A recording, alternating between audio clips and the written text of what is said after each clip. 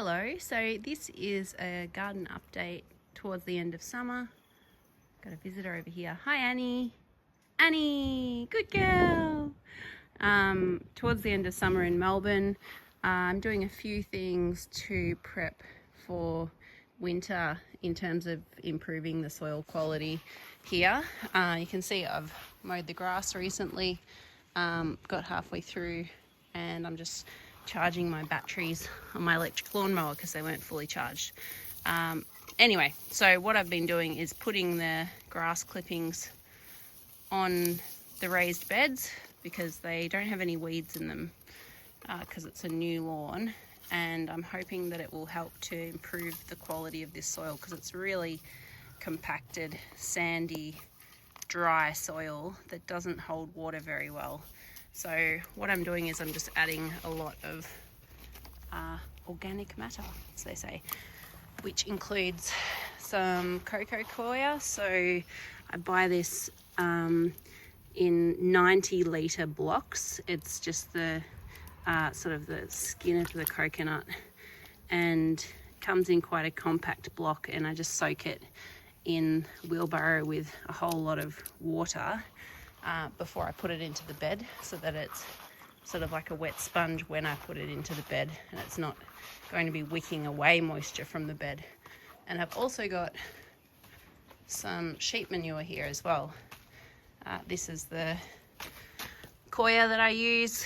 There's a one that's called Feed and Mulch, which is a much coarser variety. I've used it in the past, and I don't think it works as well. I think it would work really well as a mulch, but not necessarily as a filler for the garden bed. So I've got some sheep poo. You can find people on Gumtree as well who are selling it for probably a bit cheaper, but that's what we've got today.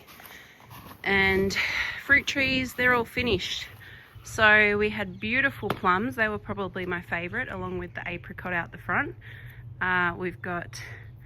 We had some nectarines, most of which fell off because we had a really wet few humid days as they were just getting ripe, and they went a bit moldy, but we ate a few and they were delicious.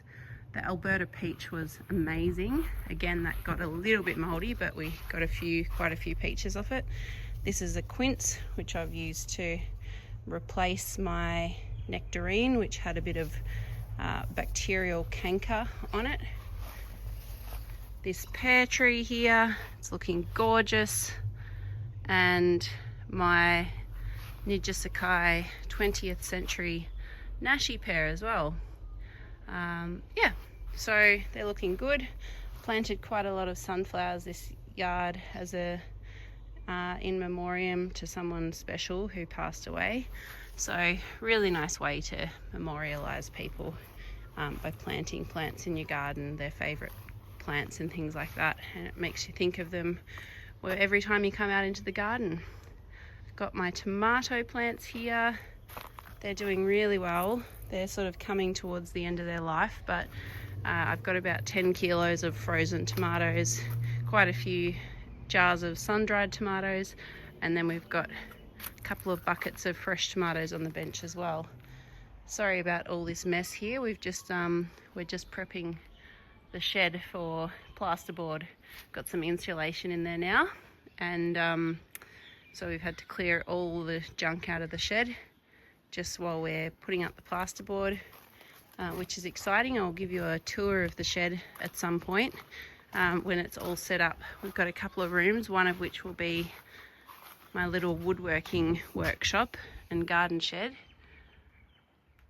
Isn't it looking great? It's been a long time coming. I should show you a picture of when we were renovating the backyard initially and what it looked like. This will be like a little gym area. So yeah, very exciting. So we've got all this junk out in the yard at the moment, but that'll soon hopefully find a new home in the shed. Got our herb bed with parsley, sage. Again, I've just been chucking some lawn clippings on here, thyme. Been getting a few beans lately. More sunflowers. Put a salvia in here. This is a cutting I pinched from beautiful garden, public garden in Parkville. And look at this golden nugget pumpkin. It's so prolific. I hope these store well. If you've grown golden nuggets, let me know how they store on the shelf.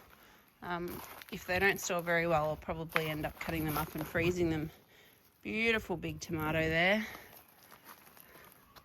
Got some more tomatoes and capsicums over here. Zucchinis. Too many zucchinis, even with the bad pollination. There's lots of powdery mildew on them at the moment, but you know, I'm just letting them do their thing. Lots of basil. This is a Jap pumpkin, which is going to start taking over this bed soon. And then over here, over these garden beds, we've got our passion fruit. We've just started to eat a few passion fruit this week. And Cara orange. Another quince tree, a different kind. I think this one's a Smyrna quince, whereas the one I planted to replace my nectarine is a champion quince. And let's see if we can move around all this junk. See what we can find over here.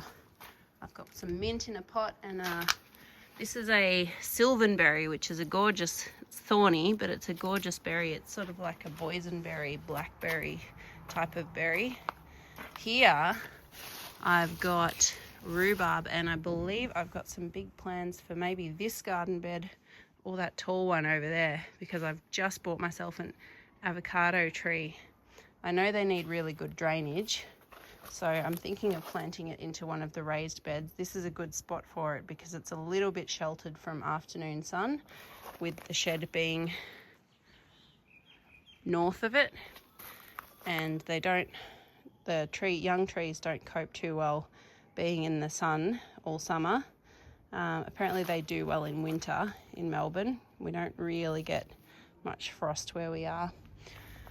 And then over here is where I'm growing all of my weeds. And as I've said before, this is going to be the chook pen. Once we've dug our storm water in, I can start building the chook pen. Got a mulberry here, which I believe is still alive, but it's not quite dead and it's not quite alive. It's somewhere in that limbo state. I've got all of these tomatoes which have been really, really productive. They've just all self-seeded in this little patch down here near this plum tree. They're even dragging the wires of the trellis down, so I might have to tighten those once I've pulled the tomatoes off them. It's kind of good having a junk area of the yard because I can just chuck all of the weeds there, and I know that the chooks will deal with it in due course. Cucumbers. This is just covered in cucumbers. Covered in cucumbers. These little cucamelon cucumbers.